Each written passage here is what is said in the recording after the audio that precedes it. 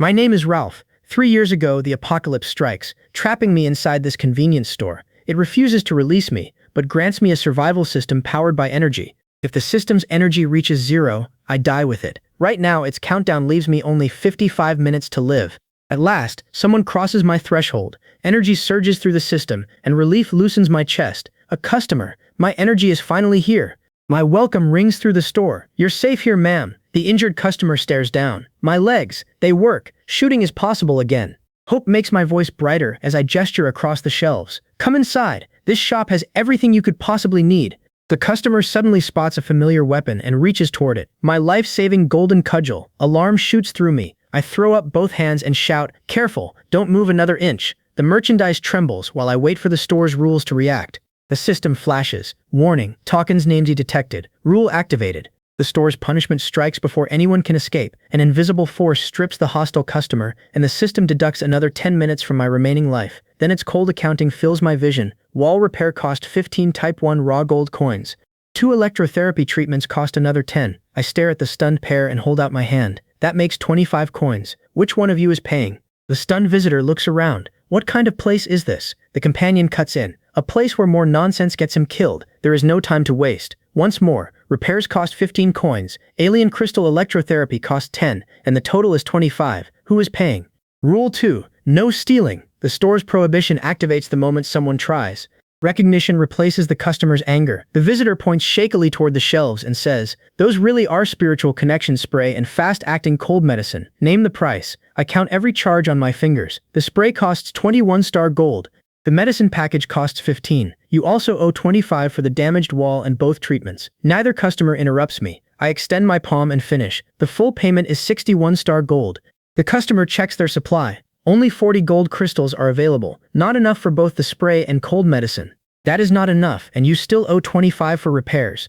The customer's condition worsens before my eyes. Every breath sounds weaker, but my own countdown is also racing towards zero. Saving the visitor could cost the energy keeping me alive. I glance between the medicine and the system timer, unable to find a painless choice. A strange sound escapes my throat. Ugh. The dying customer leaves me no time for another calculation. I snatch up the nano spray and make a final concession. Forget the rest. 41 gold buys only this spray. The customer reaches desperately across the counter and gasps, "Hand it over." I complete the sale and release the medicine. Its effect spreads almost instantly. Color returns to the customer's face, strength returns to the limbs, and a stunned cry fills the shop. Alive! This medicine brought me back. The sale closes with my farewell. "A pleasure doing business, sir. Visit again soon." The customer stares at the result. "It's really healed. This is a miracle." At the doorway, the recovering customer pauses and looks back at my shelves. Gratitude finally overcomes hesitation. The visitor gives me a firm nod and promises, "This will not be the last visit. Another purchase is coming soon." You want to eat, but you have no money. The hungry visitor hesitates. The system announces, "Tradable labor detected. Wall repair assessment, 15 one-star gold crystals." A laugh slips out. "Even labor counts, meaning 15 free hours of life." I point toward the boards. "Use those to repair my wall. That canned food will count as your service fee."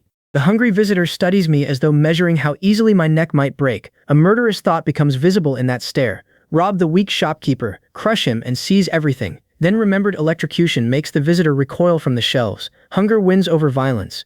The visitor's attention locks onto the canned fruit instead, and an urgent shout erupts. "Peaches! Forget the robbery. Those yellow peaches are what matter." The final board locks into place, leaving the wall solid again. A bright notice flashes as the system announces, "Service complete. Operating energy replenished." The exhausted visitor tears open the promised can and devours the yellow peaches. Juice streams down the visitor's chin.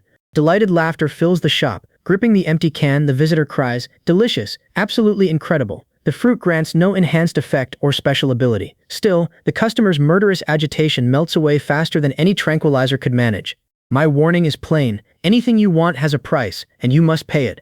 I spread my arms and welcome the new guest with theatrical confidence. "Welcome to my world, honored customer." The guest's wary expression tells me the performance is becoming excessive. I lower my arms, clear my throat, and end it myself. "All right, that is enough welcoming." I watch the guest wrinkle their nose at the lingering odor. They glance around the store and scoff. "You're still open at this hour? That tyrant stench is disgusting." Then the merchandise catches their eye. They lean toward the shelf and exclaim, "Wow, this is premium stuff." The movement is instant, so fast. The store stops the theft under one absolute rule: robbery is prohibited. The guest's interest sharpens. Interesting. So how much does this lipstick cost here? My price comes immediately. 32-star crystals, or 3 3-star crystals for the lipstick. The customer recoils from my demand and clutches the stolen lipstick close. Outrage sharpens every word. This is robbery. I lean against the counter without yielding an inch. The store has already punished the theft, and embarrassment now carries its own price. I tap the payment display and answer. Rules remain rules. 32-star crystals restore your dignity and settle this matter. My hand stays extended until the customer finally looks toward the available crystals. It doesn't seem expensive to me at all. What do you say? The customer glares at me for several long seconds, then reluctantly reaches for the payment. A grudging snort breaks the silence. Little boss, your greed is shameless, but your reasoning is correct. The crystals vanish into the system, and their value immediately pours into my dwindling life. The timer surges upward so quickly that I check it twice. Relief becomes disbelief, then wild laughter tears out of me. At last, I've struck it rich. This is real wealth. I grip the counter and stare at the total. More than 300 hours of life. The truth overwhelms me. This is incredible. Forget high-level zombie nonsense. This is clearly a living bodhisattva with a built-in ATM. Even so, those 300 hours only last 14 days. After that, I am back to waiting like a dog for the next customer's charity. My only way out is finding the system's source or securing a massive supply of energy at once.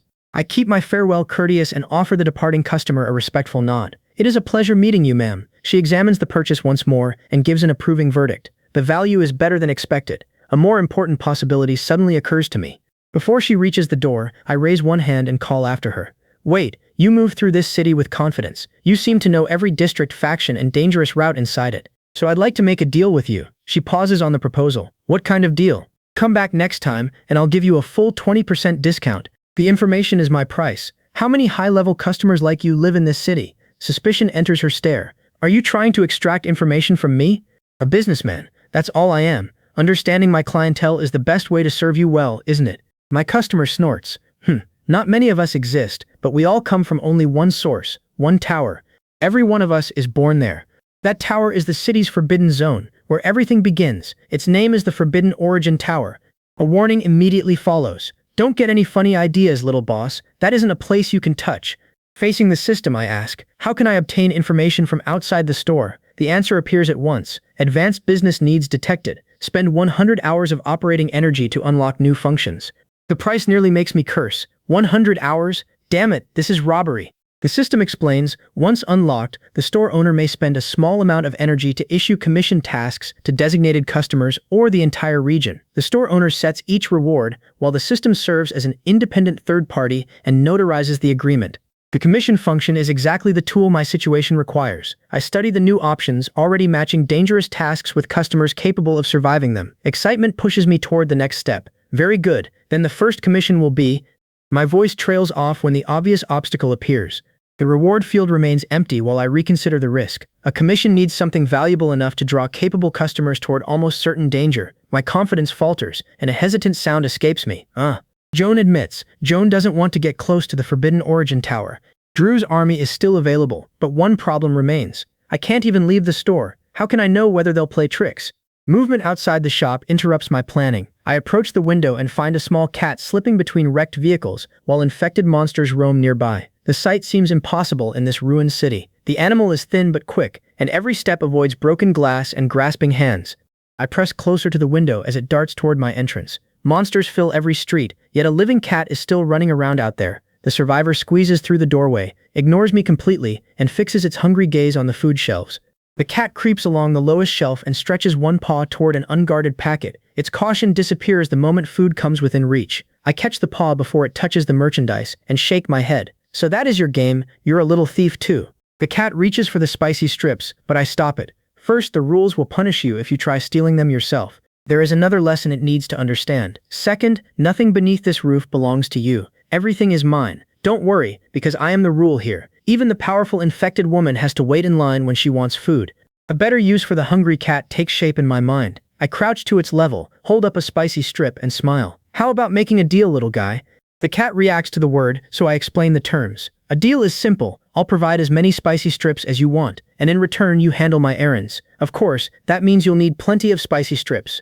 The system reacts immediately. Transaction detected. A contract is available. Generating retail contract. The contract states, Party A remains silent. Party B provides designated snacks. The contract continues. Party B runs errands and stands guard within Party A's abilities. One added clause grants Party A access to Party B's 5 senses through a shared connection. 5 sense sharing? The new clause catches my attention. The arrangement is settled. Alright, press your paw print. From now on, you're my cat. The cat's suspicion collapses when I open another packet and let the smell drift closer. It dances around my feet, staring at the promised supply. An eager series of sounds answers the offer. Spicy strips are plentiful. Yes, I focus on the new bond between us and activate its first useful ability. Visual sharing. The shop disappears from my sight, replaced by the cat's low, rapidly moving view of the floor. The borrowed vision shifts with every movement of the cat's head, leaving me briefly dizzy. The connection works, but mastering it can wait until the urgent work is done. I release the ability and point through the front window. I'll test the sharing again later. First, cross the street and inspect the roof of that building. The cat follows my gesture with alert eyes. I add a strict deadline before opening the door. Search carefully, avoid every monster, and return here in 10 minutes. With my scout dispatched, the real work begins. It's time to fish. The empty street reminds me that no target approaches without temptation. I turn toward the shelves and murmur, fishing still requires the right bait. My attention turns to the medicine. System, can this fast-acting cold medicine be upgraded? A notice appears. Advanced business needs detected. The price follows. Spend 50 hours of operating energy to unlock product customization. The system's demand makes me stare at the remaining energy in disbelief. Are you a devil? Paying the price shortens my life again, but refusing leaves me without the product I need. I confirm the expense, and every essential material unlocks at once. Technical information unfolds across my vision. The system explains, a C7 biological stabilizer creates continuous repulsion against infected organisms ranked G5 or lower. I read the description twice, already understanding how valuable this formula becomes to any threatened fortress.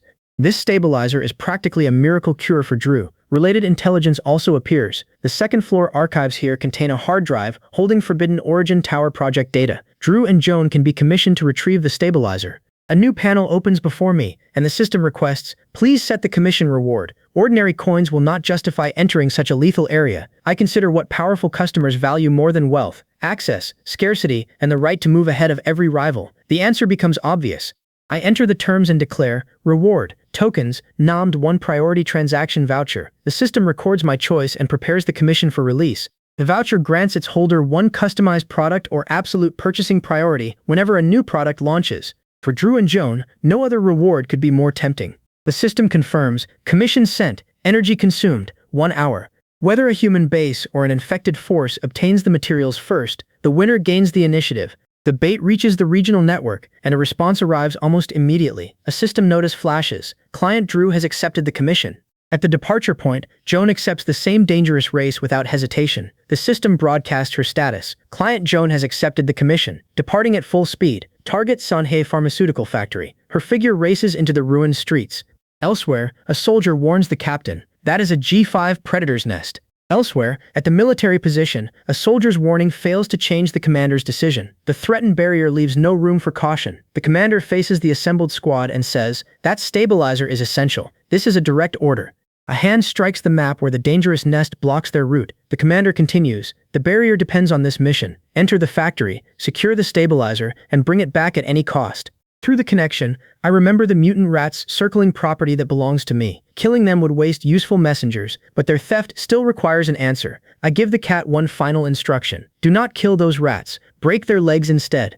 My voice hardens as I point toward the stolen goods. Make sure they understand that nobody has the right to touch my property. I call the cat back before it can settle beside the food and present another assignment. There is one more errand. The cat looks at the nearly empty packet and protests with an offended cry. Only 2 spicy strips have been eaten. Meow. I open the cabinet and reveal the rest of the supply. All right. Finish this job, then come back and eat more. The promise restores its attention. I bring up the building image and point to a specific room. See this place? Enter the archives and avoid the soldiers inside. Find the old black server among the machines. Then I enlarge the target until its drive bay is visible. Remove the hard drive from that server and bring it directly back to me. Do not trade it, lose it, or let anyone take it. The cat studies the image, bumps its head against my hand, and answers with a cheerful cry. Meow. Okay. I open the door, and my new courier disappears into the night. Elsewhere, inside the dark archives, soldiers gather beneath the stairwell while infected creatures move above them. Their commander checks every position and raises a hand. Stay alert. Group B. Establish suppressing fire. Weapons turn toward the upper landing as the second team prepares to move. The commander points toward the third floor and shouts, "Group A, follow me, breach the third floor, clear the corridor, and open fire on anything blocking the route." The formation surges upstairs beneath a storm of covering shots. Dust swirls across the cat's shared feed between abandoned machines. Gunfire pounds another floor, but the small courier slips beneath the soldier's notice. A black server stands in the center aisle. Leaning closer to the connection, I guide the cat toward it. That server in the middle is our target. The cat climbs the metal frame, while the correct drive bay comes into view. I mark the slot and order, "Take that hard drive, touch nothing else, and return immediately." The cat bursts through my doorway with the stolen hard drive clenched securely between its teeth. I kneel before it and take the prize with both hands. Not a scratch marks the casing, despite the fighting inside the archives. Relief and affection sweep through me at once. I rub the courier behind the ears and praise it. "Ah, sweetheart, well done. You found the correct server, avoided the soldiers, and brought the drive home intact." The cat lifts its chin proudly, already glancing toward the promised spicy strips. The system scans the drive. ARC project data detected. Access insufficient. Level 5 decryption authority required. It offers an absurd first solution. Consume 5,000 hours of operating energy and forcefully crack the encryption. My ears can hardly accept that price. Tell me that number again. 5,000 hours. You might as well rob me. The system supplies another choice. Option 2. Seek an external expert for physical decryption. Only one place could possibly have experts of that caliber. Hope Fortress belongs to Drew, but his most valuable researchers will never be entrusted to me without a compelling reason. The commander's refusal seems certain unless I offer something more valuable than his researchers. I study the formula and decide, I need a bargaining chip he cannot refuse. The infected woman approaches with exactly what my business requires. "Little boss, what you want is what you need." The exchange concludes smoothly. "Happy cooperation, ma'am. Here is your reward. Whenever another perfume is needed, I'll return." Her answer remains welcoming. "Always at your service." My esteemed VIP customer leaves me fully prepared. Both the bait and the crucial key are now available. The system activates a new function. Product customization opened. Key materials complete. Formula acquired. T2 virus inhibitor unlocked. Its effect is precisely what I need. Effect. Token's name that effectively repels G5 infected and all lower types. My order follows instantly. Make it. Connect me to Hope Fortress Security Commander Drew. Joel looks exhausted on the call, so I ask, "Joel, was your night unpleasant?" His report confirms the damage. The culprits ambushed the squad and stole the equipment. My sympathy carries a sharp edge. "Really? What a terrible shame." The accusation comes immediately. "You're using us." My answer remains simple. "No one forced you to go. I merely posted a product request. You stumbled across it yourselves." Drew understands the temptation. Customization rights are certainly valuable, but there must be other products on your shelves. The commander sees through my setup. "You're a smart man. Guess what C7 lets me produce? An infected repellent." Drew gives the expected command. "Name your price." The cost is steep. 10,000 2-star primal crystals. Crystals are not my true objective. I don't want them. Drew presses me. "Then what do you want?" My price is simple. "A person," he demands. "Who?" The answer ends his patience. "Your base's chief scientist." Drew refuses. "Impossible." My position hardens. Then there is no room for negotiation. Before the standoff can settle, an urgent warning interrupts us. "Wait, Commander, something is wrong." An urgent report arrives. An S-rank tyrant breached the city district wall. The infected tide is pouring through. The commander gasps. "What? I see a solution." Drew's desperation turns against me. "Do you know how many people will die outside? Do you have any humanity left?" Business leaves no room for sentiment. "Commander, I'm a businessman. The choice is yours. Your chief scientist in exchange for your base's survival." The negotiation has reached its decisive point. Now, I'm switching to the transaction system. Before I can send the inhibitor, a red warning blocks the transaction screen. The system states, "Directed item transfer consumes 1 hour of operating energy. Confirm the transaction." I glance at my remaining life and weigh the cost against the deal. Confirm. The system executes my order. Item, tokens non-hen, 1 T2 virus inhibitor, sold and stored in the customer's temporary storage. The system completes the cost calculation. 1 hour of operating energy will be deducted automatically. This is the deposit. Enough to resolve the crisis in the city district. The other 4 arrive after your scientist does. You have another half hour. My deadline leaves no space for delay. My patience is limited. Drew immediately issues orders. "Assault leader, take your team and deploy the inhibitor in the city district at once." The commander selects someone else for the exchange. "You, come with me to collect the doctor." When the promised scientist finally arrives, my greeting is brief. "Welcome, doctor." The doctor studies the surroundings without panicking. "Interesting. The laws of space are distorted." That composure amuses me. "The doctor is calmer than you, Commander. Now, let me see your final payment." The doctor is offered a final chance to leave. "You can leave now, doctor. Go." The answer places duty above survival. the base's survival matters more than one personal life. My real requirement now comes into view. I need you to decipher this, Ark. The doctor immediately recognizes something terrifying. This thing, how did it end up in your hands? The reaction catches my attention. You know it? The doctor reveals its origin. This appeared in top-secret files before the apocalypse. Who exactly are you? Give your code name. No secret identity is offered. I'm a businessman. The encryption remains my only concern. This uses triple S level encryption. How long will opening it take? The doctor focuses completely. Don't disturb me. This is a Genesis lock. Time becomes the problem. Doctor, decryption takes time, but my death countdown cannot wait. My survival now demands a stronger supply. I need more continuous energy sources. Hugo receives another opportunity. Little guy, earn some extra money for me. I sweeten it. Plenty of spicy snacks. Then I ask, System, let me advertise citywide. The system detects my advanced business needs and immediately offers a direct solution. Consume 50 hours of operating energy. Unlock the new regional broadcast function. The warning changes nothing. Again, nothing is wrong. My death does you no good. Sister, you cannot catch a wolf without risking your cub.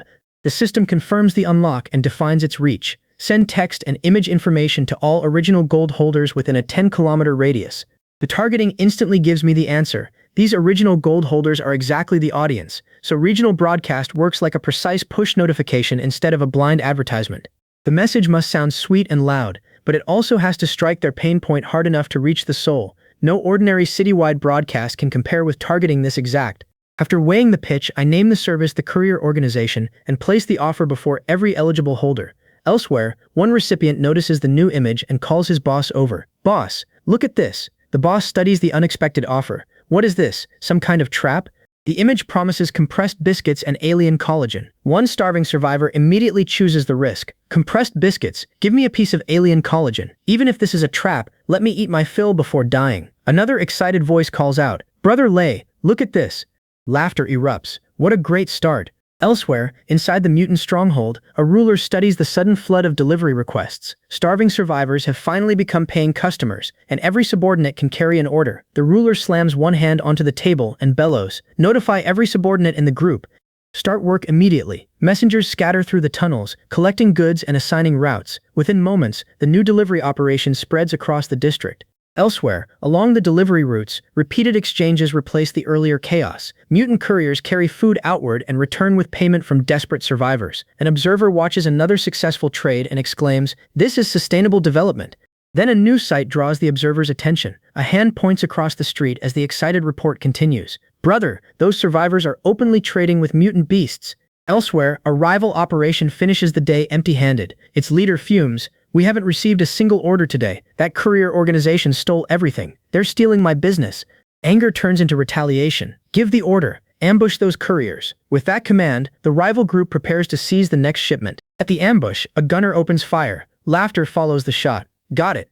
The system immediately warns me. Courier unit number 007 has been maliciously attacked. The cargo recall agreement is now active. Their scheme is obvious. They tried to steal my goods.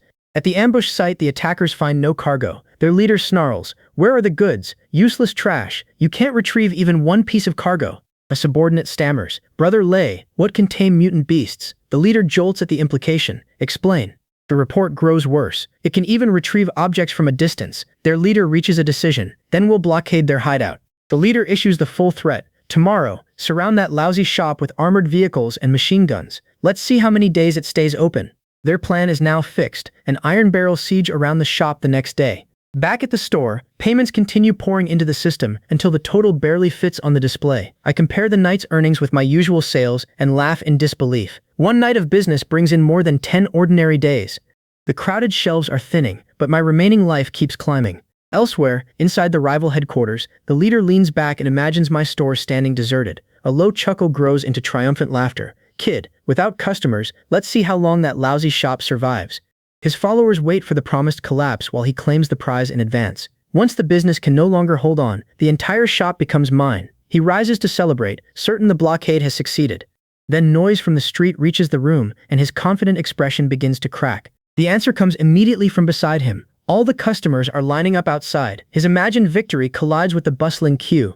Back inside, I test another possibility. System, direct regional broadcast onto the roof. The system detects another business need. Consume 20 hours of operating energy to unlock a new function. Billboard is now activated. The new option settles into the store interface, ready to broadcast any offer beyond my walls. A bright confirmation appears while the system announces, "Billboard function activated. Please edit the content." I open the editor and consider what price will break the blockade outside. I enter the simplest offer capable of turning hungry fighters against their commanders. The billboard lights up above the storefront and declares, 50% off. Buy the product with only one armband. Every head outside turns toward it.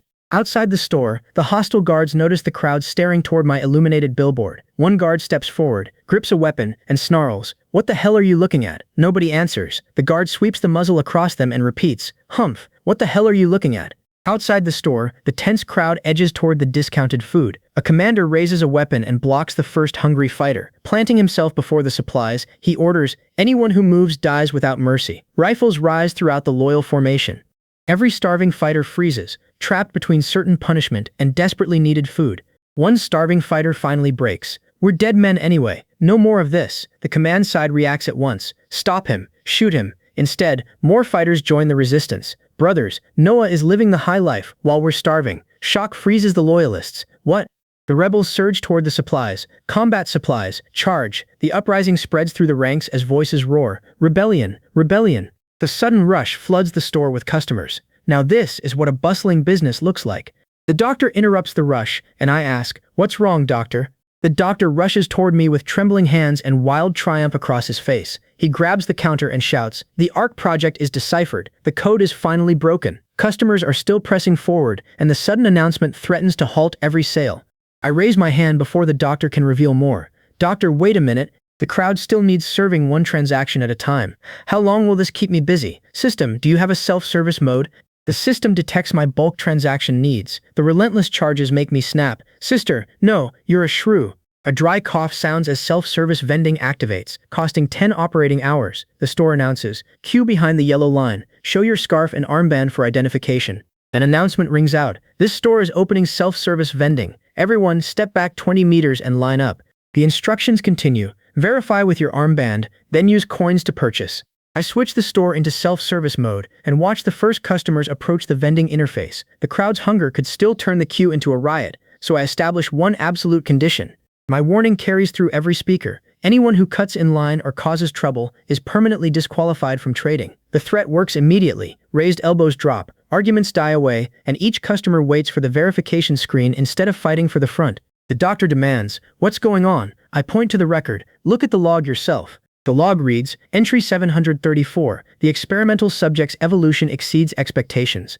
The next entry reads, "The SSS rank tyrant proves remarkable genetic plasticity." The record continues, "Humans inheriting traits from the experimental subject are still barely surviving." The hidden architect completely rejects humanity's despair as ignorance. They do not understand. This is no natural disaster, but evolution. This global experiment is humanity's only true arc.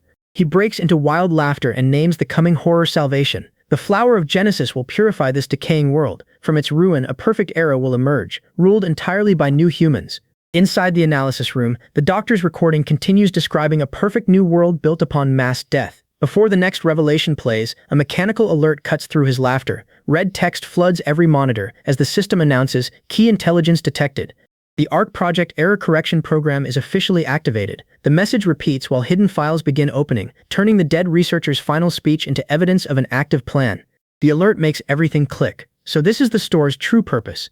The recovered evidence reveals the experiment's true scale. Horror turns my stomach as I say, "This global evolution experiment is completely insane." I turn from the decoded files and face the doctor. The mastermind's position matters more than the remaining technical details. Stay here and keep analyzing the hard drive until you locate Jordan. Noise from the storefront reminds me that the discounted sale is reaching its end. I gesture toward the door and add, "The group buy outside should be finishing soon, so I'll handle the customers while you continue." The final payments push my profit far beyond anything I expected. I stare at the total and laugh. What a haul! I would gladly host more group buys like this. Outside, the defectors finally remember the commander they abandoned. One man looks around nervously and asks, "We turned against our boss. What happens now?" Another pats a full stomach and dismisses the danger. "Forget the boss. The food is already eaten." Several others begin reaching for abandoned supplies. Their shameless greed snaps my patience. I step between them and the merchandise, then shout, "You bunch of ingrates, stop right there." Once the shouting fades, one of the armed men separates from the others and approaches my counter. His weapon remains lowered, but his companions watch every movement. He stops at a respectful distance and clears his throat. "Sir, can we talk now?" I study his nervous posture and wait for the real purpose behind the request. The armed men trade uncertain looks. One asks, "Boss, do the higher-ups mean him? They told us to bring him inside for a talk." Inside the meeting area, the visiting warlord notices the restrained captive beside my merchandise. Rage flashes across his face, and his hand reaches for a weapon. He points at the display and erupts. "You son of a bitch, what is this thing?" The room falls silent while his followers wait for an explanation. I remain beside the counter and refuse to react to the threat. "It is my merchandise. Warlord, let's make a deal." The warlord snorts, then demands, "What do you want?" "My requirement is simple. I need an armed force to handle matters outside the store." The warlord rejects easy promises. "Why should this survivor coalition trust you? Do you expect our people to fight merely because you open your mouth?" My offer changes the calculation. "Your organization receives a permanent 50% discount on every purchase." Then the warning follows. "By the way, I can manage without you."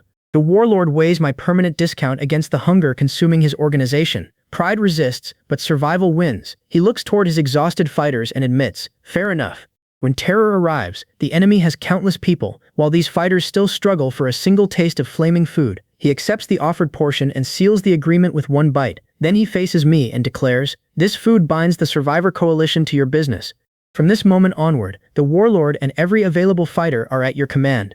My answer is immediate. "Very good. Get up." Silence is the wise choice. The doctor uncovers something inside the ARC project's redundant data. A relay station in the Eastern Communications Building continuously transmits high-frequency signals toward unknown coordinates.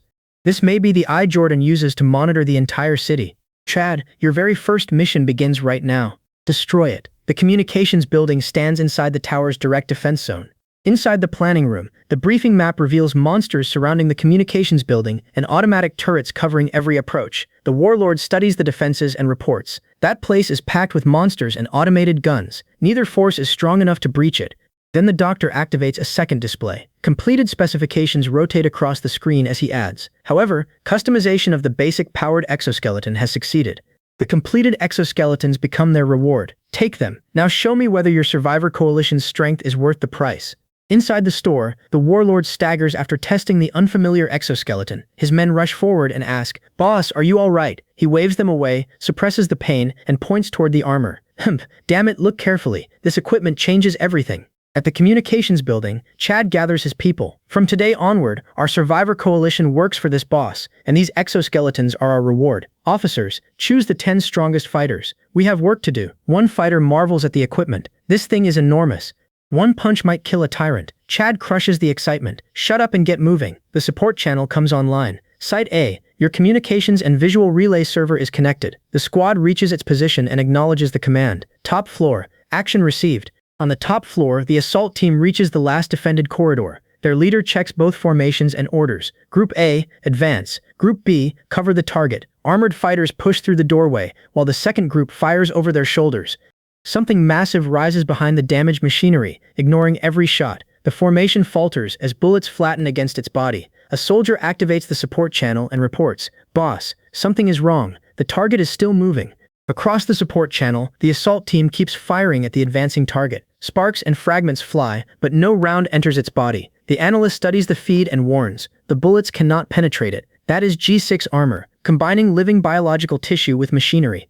Across the channel, the withdrawal order comes immediately. "Conventional bullets are useless. Suppress them, then disengage." Through the relay, the weakness becomes clear. They are fusions. Their weak point is behind the neck. Use the power arm to pry open the rear armor plates. Their biological core lies underneath. The squad acknowledges. Received. The combat feed jumps as the fighters exploit the exposed weakness. A soldier wedges a power arm beneath the hybrid's rear armor. Bracing against the machine, he growls, "Hello, now die." Metal plates rip free, revealing the biological core. One crushing strike destroys it. The squad repeats the maneuver, dropping the remaining hybrids in quick succession. Holding the recovered module toward the camera, the squad leader reports, "Boss, that method clears them out. We have secured the core data." Recovered files flood my screen at the store. The system completes its scan and confirms. Core data obtained successfully. The returning squad delivers its report. "Boss, the mission is complete." I accept the module from the returning squad and nod. "Good work. Give me the data." Their shaken expressions linger, but I wave them forward. "You'll get used to it. Come on, let's take a look." The doctor examines the result and discovers something worse. This is not merely a data relay. The bioenergy network has an adaptive firewall. The real danger becomes clear. The key point, doctor, is that we have severely underestimated that madman. His technology exceeds anything we imagined. I enlarge the recovered map and trace the glowing perimeter around the target. Look, the Forbidden Origin Tower isn't an isolated building at all. A powerful energy shield surrounds the entire structure, sealing every possible approach. He misled us from the beginning. No wonder our people disappeared whenever they approached the tower. I follow 3 energy lines branching across the city. The shield receives its power from 3 hidden sub-laboratories scattered around the city. The path forward finally appears. Now I understand. To breach the Forbidden Origin Tower, we must first dismantle those 3 distributed facilities mentioned in his records. Doctor, analyze each laboratory's defensive weaknesses immediately. Before the analysis begins, an alarm interrupts us. Oh no, he is reverse tracking our data source. The alarm flashes across my screen, and someone shouts, "Disconnect immediately!" Before anyone touches the controls, the doctor catches the operator's wrist and counters, "Do not disconnect." A strange voice penetrates the connection and mocks us. Let me see which little mouse has broken through those unknown advanced permissions. Then its scan begins. Scanning the store's energy barrier. A red alert fills my display as the system warns, the intruder is attempting to lock onto your coordinates. Across the connection, the intruder gives a satisfied snort and says, "Caught you, boss." The signal vanishes before I can answer. Beside me, the doctor turns from the console and asks, "Boss, what was that just now?" The madman has found us. Panic breaks through the room as someone cries, He found us." Our position is exposed now, and the warning settles into one certainty. He knows we're here. I meet the threat with a cold smile instead of retreating. Good. The real game begins now. Yesterday's limited time event alone brings in more than 600 hours of profit. Over the past 2 days, Catpaw Express stabilizes above 400 hours in daily net profit. Still, surviving on food delivery alone moves far too slowly. I study the 3 marked laboratories and settle on my next move. To break this deadlock, I must pry open those 3 large gift packages. Inside the distant laboratory, the tracker stares at the severed lock and snarls. A low-level piece of trash actually cuts off my tracking. His hands return to the controls as anger replaces surprise. Deep in the distant laboratory, the tracker activates the Apostle cluster and enters a destination. Mechanical limbs unfold around the platform. The navigation system announces, West City coordinates 304551 confirmed. Locks release beneath the cluster. It turns toward the city, accelerates through the launch passage, and begins its approach. Back at the store, I close the damaged connection and begin cleaning the error from my system. Footsteps approach before I finish. An unusually early customer crosses the doorway, and I look up with my usual greeting ready. "Welcome, kid." Then I finally see the visitor's twisted face and stop short. "Damn, you're ugly." Beside the counter, Hugo narrows his eyes and studies the visitor from head to toe. His tail flicks once before he gives an intrigued purr. "Meow. Interesting." I follow his stare, realizing this customer is hiding something beneath that hideous shell. Hugo sniffs the air, loses interest almost immediately, and turns his head away. His verdict comes with a dismissive flick of the tail. "Unfortunately, this thing is far too weak." Before the visitor can attack, a crimson warning spreads across my vision. The system announces, "Absolutely lethal hostility detected. Initiating forced stripping." Invisible pressure crashes down inside the store. Armor, weapons, and stolen energy tear away from the hostile body one layer at a time. I remain behind the counter, while the intruder's carefully prepared threat collapses before it can even reach me. The threat collapses under the forced stripping, leaving me to sigh. So this is my fate. I thought it was powerful. I examine the stripped creature and feel my concern turn into disappointment. Jordan only sends this kind of thing? Hugo circles the stripped creature and notices its fingers still twitching. He taps its head with one paw and laughs. "Still not dead? Meow, meow, meow." A cleaning clone rolls forward as the store detects illegal pollutants remaining inside the body. The clone scans the creature, unfolds its tools, and announces, "The original body is defective and must be cleared." I step back while the cleaner treats the living intruder like contaminated rubbish. At that same moment, a cold certainty lands. "You will appear." A projectile races toward my customer, but the store's defenses already hold the creature powerless. I turn into the incoming line and cut off the attack. Sniping a customer inside my store. That won't do. The counterphone rings before the outside threat withdraws. Answering it, I get an urgent question from the caller. "Boss, what happened so early this morning?" More hostile signals gather beyond the block. I answer, "A group of rats came." At the command post, an analyst matches the swarm's energy fluctuations to the plateau. The commander points at the signal and orders. The fluctuations are connected to the plateau. Lock onto it. At the command post, the analyst confirms. The ancient star's signature matches. This residue lets us trace the creature back to its nest. The trace resolves into a precise location. "He's right here. Very good. Doctor, edit a copy of our surveillance footage. A meeting must be called. I open every communication line at once. My system reports, all lines confirmed. Connecting. The channels join, and sudden silence settles over the call. A tired voice complains, "Boss, work again this early?" A woman follows with a warning, "Little boss, disturbing a lady's beauty sleep has serious consequences." Silence follows before another voice snaps, "You actually dare to associate with this monster? Humph, what a mad dog." A final caller sounds amused, "Little boss, your customer base is certainly quite diverse these days. The purpose of this call is not to let everyone argue, so I cut across every complaint. Listen carefully. The apocalypse isn't a natural disaster. It's a carefully planned event created by a man named Jordan. Last night, I attacked one of his clones. This morning, he sends people to test the relay station. Watch the video first. The recording begins with Jordan's laughter and declaration. My global evolution experiment creates a perfect era ruled by new humans.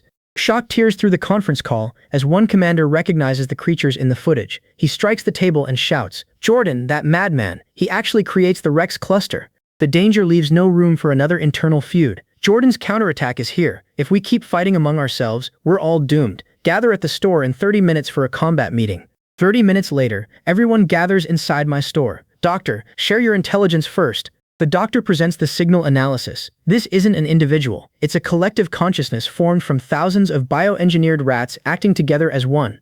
A contemptuous snort follows. Jordan's low-level amusement. The Rex cluster's consciousness is scattered across every individual rat, so mind control is completely ineffective against it. The army commander proposes. Heavy firepower from the base can clear the rat swarm across a wide area, especially concentrated flamethrower attacks. A cooler voice rejects that plan. By the time everything burns, Rex will already have escaped, and will be too late. We must find this thing's core rat and decapitate it with one strike. A skeptical snort answers the plan. Decapitate the rat nest? The swarm will protect its core at any cost. Another objection lands. You can't even determine which rat hides the core. The argument holds, and my conclusion follows. You're all right. Conventional firepower cannot solve this. Flamethrowers are too slow, and nobody can approach the core, so I lay out the actual requirement. We need customized goods. A sharp snort cuts in. Of course, you shrewd businessman. After all that analysis, you're still after our money. Madam, please don't put it that way. This is for a win-win result, right? Besides, even brothers must keep their accounts clear with each other. The friendly price is 20% off, and that's the absolute lowest. Our customization service is extremely expensive. My terms leave little room to bargain. Turning to Joel, I explain his task. Keep your troops alive through the rat swarm and eliminate it quickly. The biological masking coating conceals all signs of life for 1 hour, so the rats will not target your soldiers first. This concentrated fuel covers 3 times the area of standard military fuel. The commander asks, "How much is the masking coating?" I answer, 800 crystals per can, 20 yuan each. 10 flamethrowers cost 4,000 crystals total. Another request follows, and I approve it. Joan presses, "What about me?" Her assignment is decisive. When dawn appears, unleash Thunderclap at maximum burst and complete the decapitation strike in one blow. The T3 Reality Enhancement Potion raises your speed and strength by 50% for half an hour. The price draws an immediate outcry. 1,500 2-star elemental crystals. You really dare ask that much? A concern immediately surfaces. The core is hidden in the rat swarm, and we still cannot find it. I dismiss the assumption. Who says we need to find it?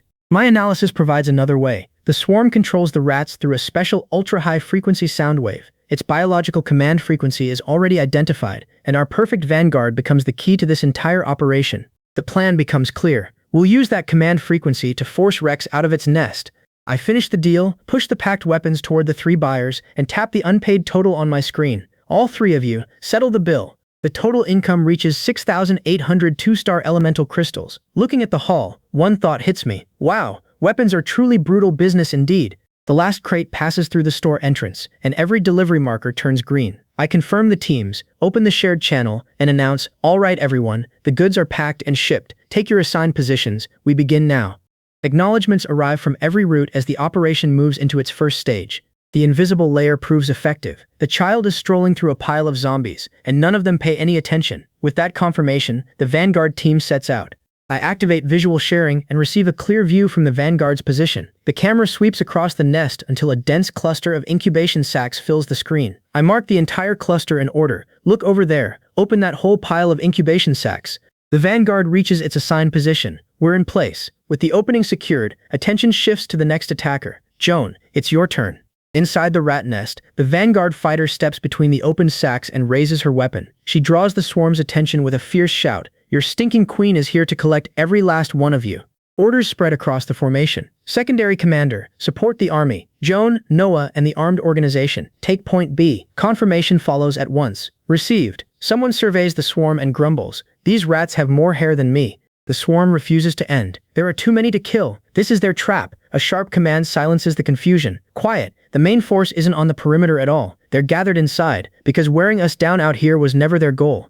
I track the shifting swarm and spot an opening along the military line. Before the rats can flood through it, I send Joel a precise correction. Joel, shift the army's flamethrowers 30 degrees left. Aim toward 9 o'clock and block that road within 3 seconds. Joel signals his crews, turns the weapons into position, and answers, received. A larger rat bursts through the smoke and charges the contested position. I mark its head on Noah's scope. Noah, take the sniper shot. Bring that target down. Gunfire hammers the defensive line while the creature closes in.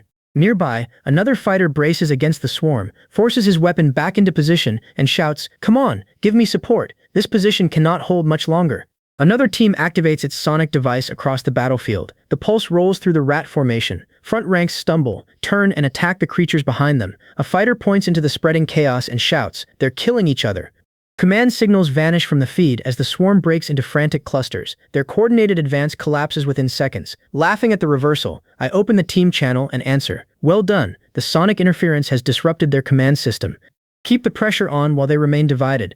At the nest's outer ventilation shaft, the hostile group slips beneath the fighting and descends through the narrow duct. The passage carries them past the perimeter defenses and toward the very center of the rat nest. At the center of the rat nest, a fighter corners the exposed target, raises a weapon, and declares, "Now you're dead." The final strike crashes into the core.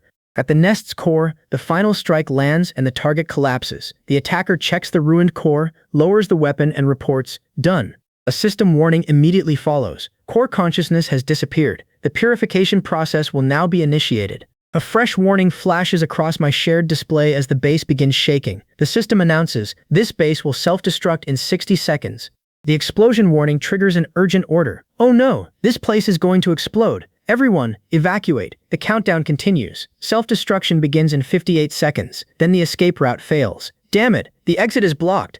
Another route is chosen at once. "We'll evacuate through passage B." A desperate warning reaches me. "Boss, we're about to be buried alive in here." Flames seal the direct route, but the central control room remains visible beyond them. I assign the military organization a separate objective and mark the required terminal. Ignore the other units, cross that wall of fire, enter the central control room, and retrieve the data hard drive. The unit breaks away from the evacuation column. Heat rolls across their armor as they charge into the burning corridor. Behind them, the main force continues toward passage B, while falling debris closes the gap between both teams. The countdown leaves almost no margin. You have 50 seconds remaining. Once the objective is secured, the return order follows. "Good. Come back quickly." The survivors emerge with one blunt reaction. "That nearly killed us." I acknowledge their effort. "Thank you for your hard work." Then the doctor delivers the discovery. Before self-destruction, the hostile leader steals the data. This biochemical laboratory is only a cannon fodder camp producing low-level zombies. We've all been deceived. Jordan, the real armory and arsenal, are here. Fresh analysis shows this mechanical hive supplies at least 70% of the Forbidden Origin Tower's energy. Unless we destroy it, getting anywhere near the main tower remains impossible. What are we waiting for? Boss, give the order. Tomorrow my people will blow it up. Another voice stops him. Chad, don't be impulsive. The objection is practical. This is a fully automated mechanical fortress. We know nothing about its internal structure, defense system, or troop configuration. The next threat is Jordan's second apostle, known only as the King. Rumor has it that his true form remains inside that infected stronghold. The implication draws a question. You mean that building is alive? Confirmation follows. Yes, Joel is right. Knowing yourself and your enemy is the key to victory. Today's operation ends with a firm decision. Let's return and rest. No one makes any rash move until we have absolute certainty. Someone concludes, then we wait. I choose reconnaissance instead. No, Hugo scouts tomorrow morning, and we hold a war meeting when the intelligence returns. The next morning, I activate visual sharing and connect to Hugo's reconnaissance feed. His moving viewpoint opens across my screen. Hugo's shared view sweeps across polished machinery and automated defenses. Every surface carries unfamiliar sensors. I mark an unguarded passage for the infiltrators and warn, hostile group, slip inside through that route, move carefully. Everything here uses advanced technology, and one careless touch may expose the entire team. The group enters beneath the nearest scanning beam. Through the shared view, I spot a fully automated arms production line, every station moving without workers. Jordan studies the machinery, then warns the others, "Watch yourselves, the core area ahead is heavily protected." Warning signals spike across Hugo's shared feed. Defensive panels close behind the infiltrators, while armed machines descend ahead. I open their channel and shout, "Hostile group, the trap is closing, run!" The escape feed shakes as the motorcycle reaches the only open route. Debris crashes behind its rear wheel. I call directly to the rider, "Keep moving, don't look back." Pain tears through me when the failed pursuit throws me back into the store. I clutch the injured spot and curse, "Damn it, I get careless. Ouch, that hurts." The familiar counter steadies my breathing, and I add, "Still, it's good to be back." I force myself upright and wave away the concern. "Let me rest first. Joel, Noah, and Joan, get over here." Hugo returns from the failed route moments later. I glare at him and groan, "Damn it, Hugo. This reconnaissance is a disaster." The intelligence is grim. Hugo's reconnaissance confirms exactly what everyone suspects about the enemy. The conclusion is unavoidable. The female ghost is right. The web weaver's true form is this entire laboratory. I study the factory map and understand the scale of the threat. The web weaver controls everything inside the facility, including the machinery, defenses, and every section of the production line. The report only gets worse, but according to the data, this is the most terrifying part. His production line connects directly to the energy core. What does that mean? It means he can produce mechanical troops without limit. Every machine we destroy can be recreated immediately, allowing him to maintain an endless army. Faced with that brutal advantage, only one conclusion remains. This is going to be a tough battle. Another voice rejects even that assessment. This isn't about how tough the battle will be. The problem is that we simply can't get started. Inside the staging area, something moving beneath a soldier's armor catches the unit's attention. The military organization halts, and its leader raises a hand. "Don't move. Everyone, look at this." I turn toward the commotion as a soldier tears open the affected armor and calls, "Doctor, look at this. What is that thing? It's parasitizing this body." The doctor immediately realizes the truth. No, we've all been wrong." The contradiction finally becomes clear. Why would machines use biological methods to infect invaders? I've been searching for his main server, but the entire data stream is filled with traps. That failed search points toward a far more disturbing possibility. What if his true core isn't data at all, but something biological? The answer inspires pure disbelief. What is that? Jordan, that madman. Jordan has transformed a living person's brain into the controller for the entire factory. Someone presses the doctor for its defense level, the highest possible. It's at the infected stronghold's center, behind 12 alloy gates and the entire mechanical organization. Getting close seems impossible, but another path remains. We can't touch him ourselves, but the military organization can. We need to create an opportunity. The plan starts with a direct order. "Joel, Noah, take your most elite troops and launch a frontal attack." The dangerous assignment is immediately clarified. "Boss, that isn't suicide, it's bait." They must draw the enemy's full attention, forcing every mechanical unit and defensive turret toward the front line. Joan receives the true objective. "Your ultimate goal is to blow up this location." The doctor confirms. Once the main power pipe is destroyed, the factory shuts down instantly. The king will be forced to restart without sufficient energy, but his backup power will activate immediately. That leaves almost no opening at all. The calculations reveal how narrow our chance is. The time difference is 30 seconds at most. Those 30 seconds become Hugo's only opportunity to reach the biological controller and destroy the brain. Joel and Noah receive specialized equipment. This enhances your defense and firepower, giving you enough endurance to hold out until Area B. Each set costs 1,200 two-star crystals. Joan's equipment can block the infected stronghold's electronic lock-on for 10 seconds. That's your only chance to plant the bomb. The price is 520 yuan gold pieces. The answer comes without hesitation.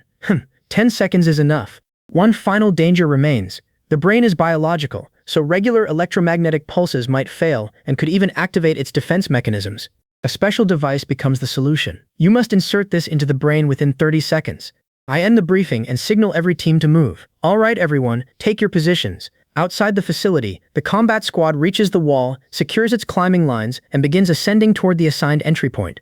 At the front, every soldier opens fire, drawing the machines closer. The captain charges forward with a laugh. "Come on, you scum. This old soldier is waiting." Inside the enemy control room, an observer watches the frontal assault draw every machine toward the soldiers. He leans over the display and laughs. "Very good. Those scavengers have fallen for it." Joan gets the report. The enemy is engaged. I trigger the second phase and send the pipeline coordinates across the shared channel. B7 main energy pipeline. Target confirmed. The marker vanishes from detection, but Joan continues toward its last position. Under heavy fire, the combat squad stays low and waits for the opening. More machines pour into the corridor without end. A fighter braces the failing barricade and shouts, "Joan, hurry, this position won't hold much longer." Joan reaches the marked section while the barricade begins failing behind her. I trigger the prepared command and shout, "Joan, activate the ghost protocol now." Inside the pipeline chamber, Joan drives the device into position as the countdown appears. A controller warns her, "You only have 10 seconds. An enemy fighter lunges toward the mechanism, but Joan slips past the attack and locks the charge in place. She turns from the rising energy, laughs at the stunned pursuer, and says, "Goodbye." The blast races through the main pipeline before anyone can stop it. The facility shudders as the damaged system announces, "Main energy failure detected. Activating emergency pressure limiting procedure." Main power dies across the facility, freezing the enemy machines mid-attack. I trigger the assault before the opening closes. "Combat squad, now is the time. Charge in." Fighters rise from cover and storm the exposed entrance. Their advance reaches the inner corridor just as red emergency lights ignite overhead. A mechanical voice announces, "Backup energy activated." Motors restart throughout the walls. The squad accelerates toward the chamber while awakening machines close from both sides.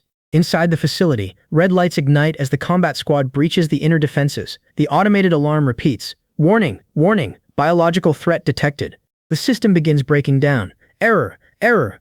Another alert follows. "Logic conflict." Laughter answers the failing system.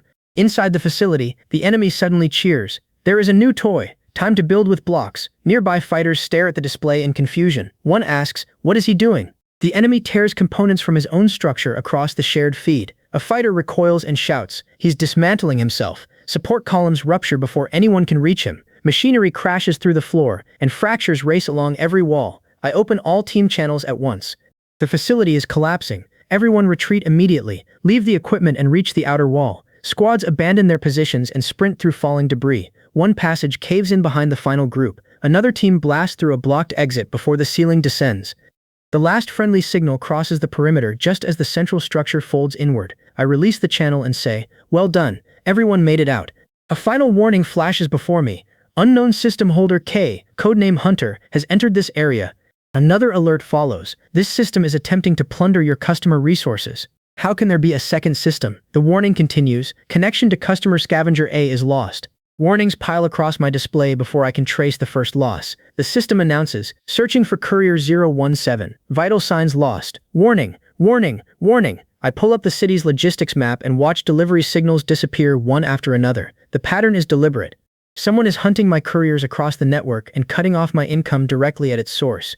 Elsewhere in the city, the hostile system processes another fallen mutant and announces, "Goal achieved. G3 mutant plundering begins. Plunder successful. Genetic ability acquired. F-level basic olfactory enhancement." Its scan detects the remaining energy and immediately issues another verdict. "Garbage detected. Transactional system located. Residual energy detected. Begin transaction." The hunter moves toward the next signal. Elsewhere, the hunter studies the defensive signal, dismisses it with a cold snort, and says, "Primitive tricks." There is no time to hesitate. "Hugo, immediately notify every underling to stop all deliveries and reconnaissance." My orders continue. "Retreat and conceal yourselves. Hostile group, move to the southeast quadrant and reach the last extinguished coordinate." I mark the last extinguished coordinate and send the hostile group toward it. The investigation cannot wait for a slower team. Use your maximum speed and activate visual sharing. Approach the coordinate, find the hostile group, and inspect the corpse. Their feed opens as they enter the ruined area, letting me examine every trace they uncover. The investigation feed reveals an empty cavity where the crystal belongs. Scorch marks cover its broken supports. A system scan crosses the remaining traces and reports, "The crystal has been taken." Analyzing residual energy data, high-dimensional energy residue detected. Comparison with the system rule base is complete. The final reading appears beside the abandoned housing. The verdict lands. This system is predatory. Through hunting and similar actions, its holder can forcibly plunder a target's primordial essence, genetic abilities, and even system privileges, using everything stolen to evolve.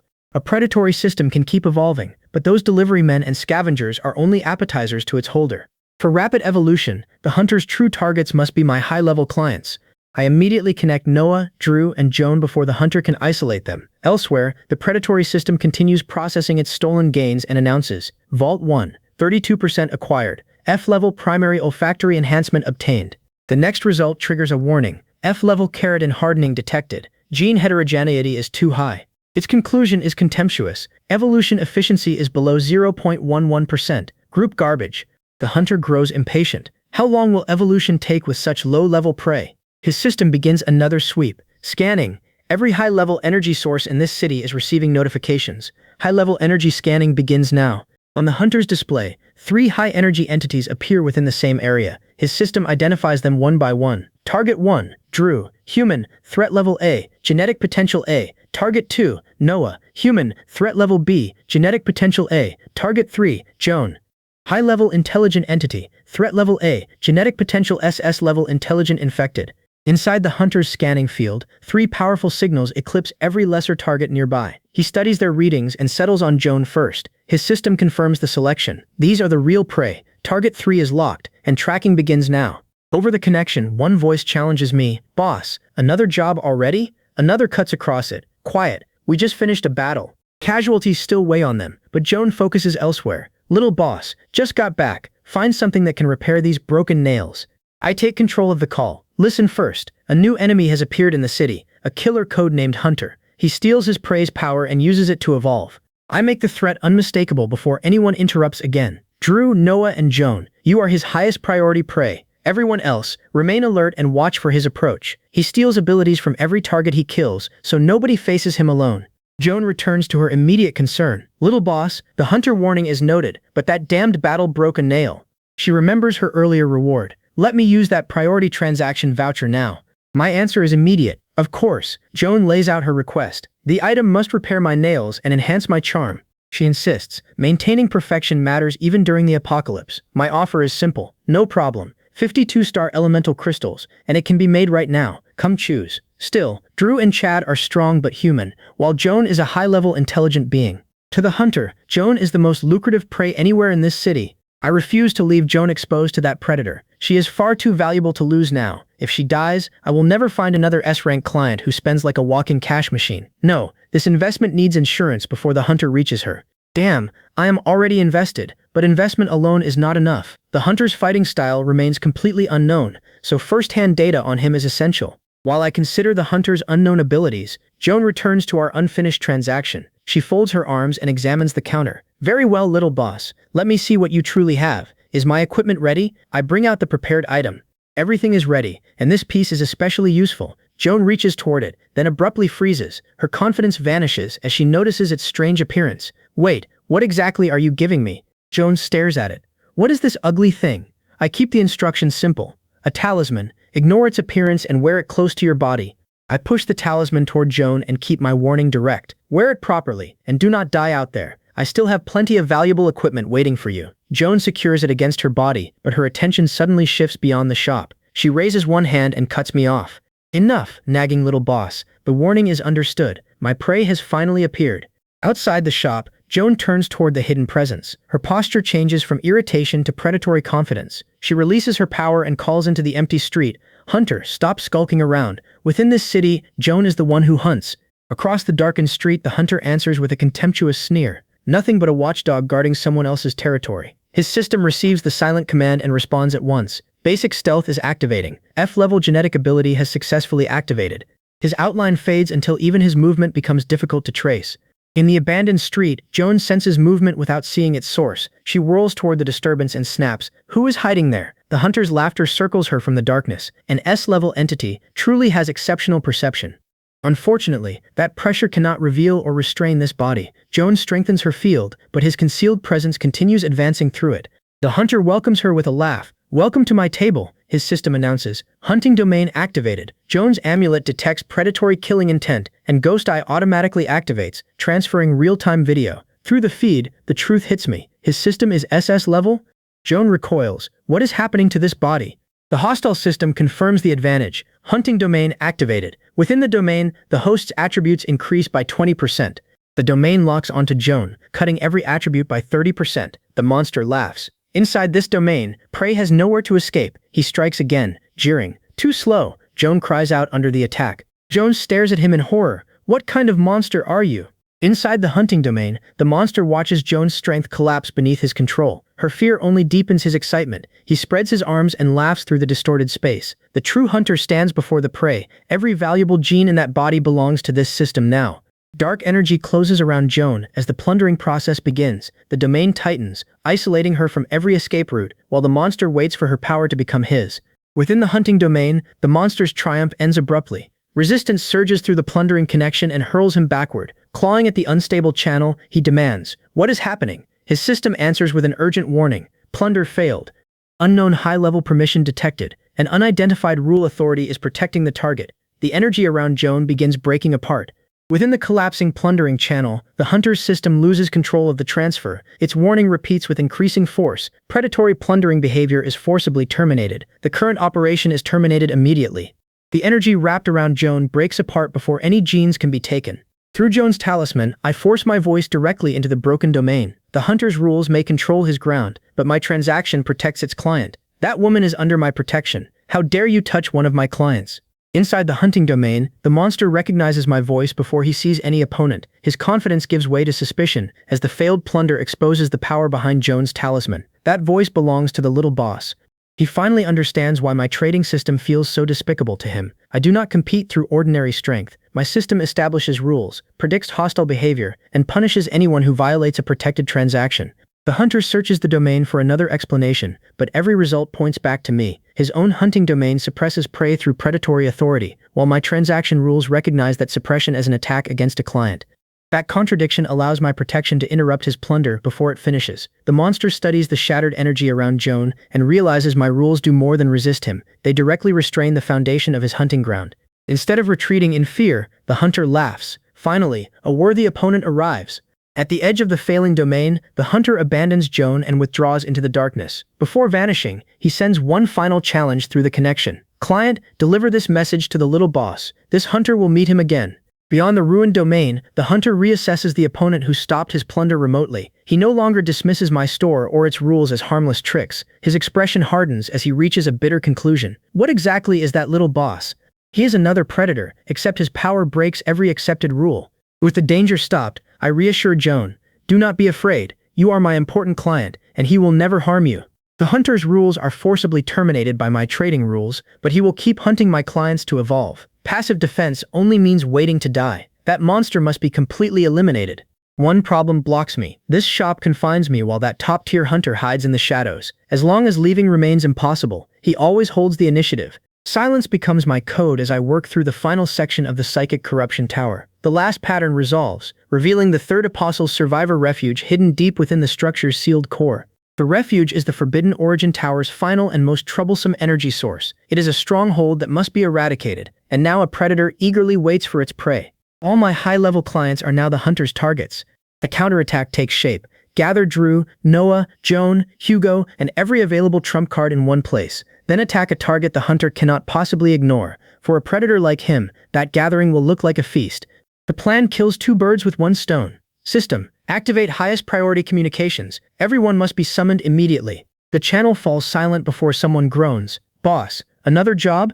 After the channel quiets, I issue the order nobody wants to hear. The last purple laboratory cannot remain hidden any longer. Jordan's final laboratory coordinates are confirmed. Everyone, assemble at my shop immediately and bring every combat unit available. We begin preparations tonight.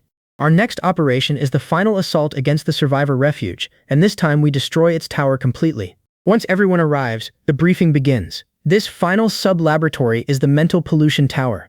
This survivor refuge is Jordan's most prized mental project. It broadcasts a gospel across the entire city. Anyone who hears it falls into hallucinations and willingly abandons resistance against mental attacks. Mystical nonsense like this is what I hate most. The others have worked relentlessly, but the danger leaves no rest. Jordan's threat is imminent.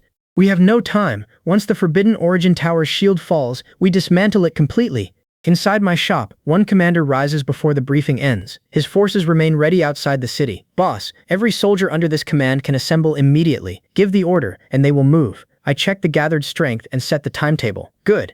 We launch the full assault tomorrow. Our formation includes the S-rank powerful infected woman, the A-rank human king, the A-rank berserker, and the S-rank mutated beast. Every available soldier advances with them. The room falls quiet as everyone understands the scale. We are committing nearly every major combat asset at once. Once the Forbidden Origin Tower loses its shield, there will be no retreat and no second attempt. Elsewhere, the hunter decides, this chance comes only once. His plan is simple. Let both sides exhaust each other first. Elsewhere that night, the hunter watches both armies prepare for battle. He plans to remain outside their sight while they destroy each other. Once both forces exhaust their strongest abilities, he will enter the battlefield, harvest the survivors, and claim every reward for himself. Back in my shop, a commander presses me. What mental attack does the survivor refuge use? Our people are wiped out the moment they approach. How can we fight that? Noah is right. We must solve the mental pollution first. Their concern is expected. Everyone is gathered because the solution is already prepared. At the briefing table, I turn toward the doctor and verify the final calculation. The survivor refuge's broadcast frequency has already exceeded 100 million, correct? The doctor checks the readings and gives a short confirmation. Correct. The signal remains above that threshold. I place the prepared devices before the commanders. Good. The reverse frequency deciphered by the doctor can shield everyone from the refuge's mental interference. Each device operates only once, and producing them consumes extremely expensive materials. One commander studies the equipment, then loses patience with my explanation. Little boss, everyone understands the danger. Stop circling around the price and state exactly what this protection costs. This final battle removes the Forbidden Origin Tower's shield. The cost price is 50,000 two-star elemental crystals, and there are enough devices for everyone. The equipment enters temporary storage, sealing the transaction. Happy cooperation. Once the equipment enters temporary storage, I close the transaction and order the assault to begin. Move out. Before this day ends, everyone will finally see what waits inside that forbidden tower. The assembled force leaves the shop and advances toward the survivor refuge. As the assault approaches, darkness gathers around the advancing force. I feel the distance closing and surrender every familiar certainty. Everything I know may disappear tonight, but I continue toward the tower without turning back. With the tower waiting ahead, I accept the possibility none of us can avoid. This may be the day I die for everyone following my plan. Even so, I keep the force moving forward. I face the tower knowing this may be my final day. Everything familiar, everything valuable, and everything held close must be released. I commit every resource and send them all into the battle. One mistake breaks control. My mind slips away. The song carries my fading thoughts. When I have to live, when I get high, time slows down and nothing can get worse. As the song carries my fading thoughts, I feel the remaining strength slipping away. The time left inside me is running out. At that same moment, the hunter observes the assault force crossing into his prepared territory. Every important signal enters the boundary exactly as planned. He seals the domain behind them and commands his system. All designated prey have entered the hunting ground. Activate visual sharing and display every target. Images from across the battlefield immediately fill his view. Inside the sealed hunting ground, the hunter watches soldiers struggle against the spreading mental pressure. Their formation slows as the domain begins separating them from one another. He steps into view and welcomes the trapped force with open delight. Soldiers, welcome to this hunting ground. Every path around you now belongs to the hunter. His voice echoes from multiple directions, preventing anyone from locating his real position. Around the army, warped structures rise through the haze while false targets move between them. The hunter studies every reaction, waiting for panic to break their discipline. To him, the battlefield is no longer a military operation. It is a prepared enclosure filled with exhausted prey. Across the army's front line, mental interference strikes before the troops can identify the hunter's position. A command officer halts the advance and points toward the protective equipment. All troops, stop immediately. Activate the fifth stabilizer and raise it to full power. The device surges as the formation closes around it. One soldier studies the effect. This thing is really strange. Near the front line, one soldier feels the invisible pressure forcing his thoughts toward worship and surrender. The stabilizer's pulse keeps him standing, though every wave grows stronger. He grips his weapon and speaks to the soldiers beside him.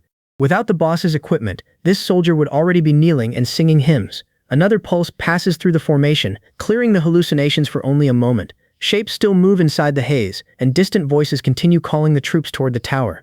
The soldier checks the stabilizer's falling charge and realizes the protection is temporary. Around him, several fighters stagger, recover, then stagger again. Their weapons remain raised, but the mental attack keeps eroding their coordination. The equipment prevents immediate surrender, yet it cannot remove the source. Unless the army reaches the tower quickly, the entire formation will eventually collapse beneath the repeated signal. As hostile fire cuts through the stalled formation, the commanding voice reacts immediately. All units, scatter now, find solid cover, identify the firing positions, and return fire. Soldiers break from the exposed path and answer the attack. Within the hunting ground, the hunter watches the violent changes spreading through his targets. Their fear, mutations, and resistance fascinate him. He opens his arms and laughs. Beautiful, this is the true shape of evolution. Across the trapped formation, the stabilizer burns through its stored energy, far faster than expected. A watcher checks the falling level and curses. The bait is failing. Those fish are about to bite. Another commander sees soldiers dropping around the device and forces the army onward.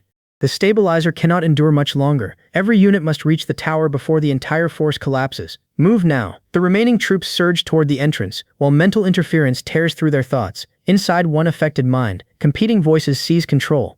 One roars, Those two fools are useless. This king rules everything here. Another voice rejects the claim. You are no king. You are only a murderer. Get out, daddy. The victim staggers between identities as the stabilizer releases another violent pulse. The shock finally breaks the immediate hallucination, and a relieved voice cries, "Great, the path is clear again."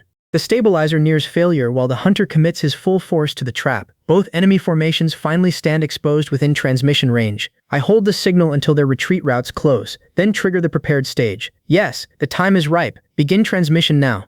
The encoded song pours across the hunting ground. It enters the trapped formation, cuts through the mental interference, and spreads toward the tower before either enemy can withdraw. New readings flare throughout the battlefield.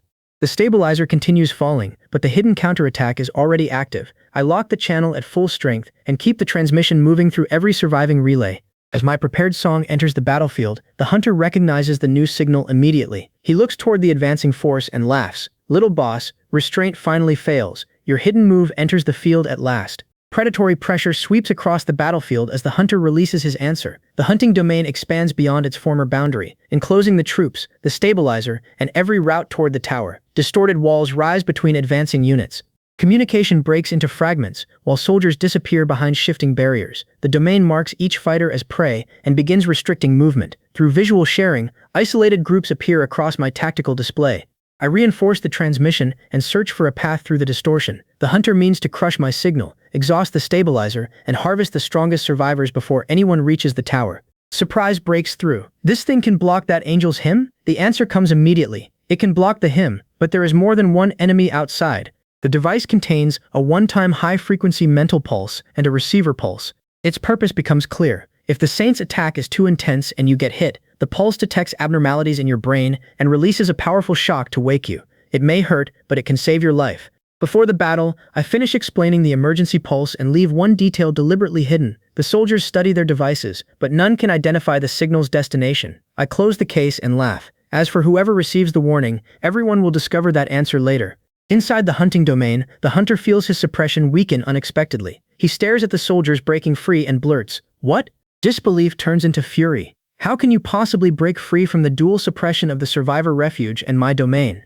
Within the contested domain, the hunter dismisses our resistance and strengthens the pressure around every soldier. The result changes nothing. Every target here will die. Through the connection, I answer before he can hide again. So the saint and the hunter are the same opponent. You attack from concealment, manipulate exhausted prey, and call it hunting. Is this truly the full extent of your ability? My challenge carries across the battlefield and forces his attention away from the advancing army. The challenge draws an immediate threat. You're courting death. The hunter invokes the domain's absolute law. Under my rules, your strength is meaningless. My focus remains on the real motive. What exactly do you want? Your targets are my clients. You want to harvest them and purify yourself. A wager offers the only opening. Let's gamble, with each other's systems as the stakes. The enemy demands, how do we gamble? My terms come immediately. We gamble on this battle. I'll remotely command my clients to attack the tower. You may hunt them freely on the battlefield. If you plunder them before they destroy the survivor refuge, then I lose. The stake leaves nothing behind. My system, my convenience store, and all my clients become yours.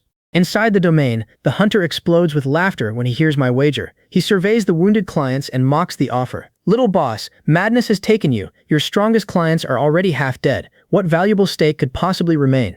Across the battlefield, the hunter turns my remote position into another insult. He believes distance proves weakness, and assumes my exhausted clients cannot resist another harvest. A worthless commander who only issues orders from afar dares propose a hunting wager. The challenge is accepted. We begin by harvesting your strongest S-rank client. He redirects the hunting domain toward the most powerful signal, confident the first victory will break every remaining rule. A system notice appears. Rule injection. Temporary link established. Another warning follows. Convenience store rule injection will consume 5,000 hours of system energy per minute. The cost repeats, forcing the truth from me. You're the one plundering me. The system requests confirmation. Please confirm. My decision is immediate. Confirm activation. The system answers, confirmed. Energy consumption begins. With energy vanishing every second, this must be completed quickly. As the hunter begins his harvest, my system identifies the wager's hidden hostility. Alarms erupt across the temporary connection. Warning, deadly hostility detected. Warning, predatory robbery detected. The hunter feels my rules locking around his domain and recoils. What is this? Rule 1 and Rule 2 are activating together. Little boss, this wager is a scheme. His plundering field continues pressing forward, but every hostile action now triggers another layer of transaction enforcement. The enemy protests. This is cheating. My answer strikes back. How can it be cheating? I answer the hunter before he can reject the wager. This is my command, issued under an accepted transaction. That distinction enters the system as another alert sounds. Command warning. High-risk transaction rules detected. Evaluating hostile intent, predatory conduct, and attempted seizure of protected assets. Judgment falls at once. Hostile and predatory behavior is ruled a violation. Penalty executed. The hunter finally understands. A violation. The enemy grasps the mechanism and changes tactics. So that's how it works. Analyze the target area. The result arrives immediately. Analysis complete. This area is consuming energy at a high frequency. The final weakness is exposed. Every rule counterattack triggers another massive surge of energy consumption. So the field consumes energy. I laugh. Hahaha, then keep consuming it. Inside the contested domain, the hunter understands that my field consumes stored energy to enforce its rules. He reinforces his body and prepares to outlast me. Let us see which fails first, the little boss's energy or these evolving genes. Activate keratin hardening. Dense armor spreads across his body as he drives more power into the hunting domain. Every blocked attack costs me additional energy, but every violation also tightens the penalties around him. The hunter plants his feet and continues the struggle, certain his hardened body can survive longer than my reserves. The system sounds an alarm. Warning, warning, energy is being consumed rapidly. 5,000 hours lost. Another 10 hours disappear every minute now.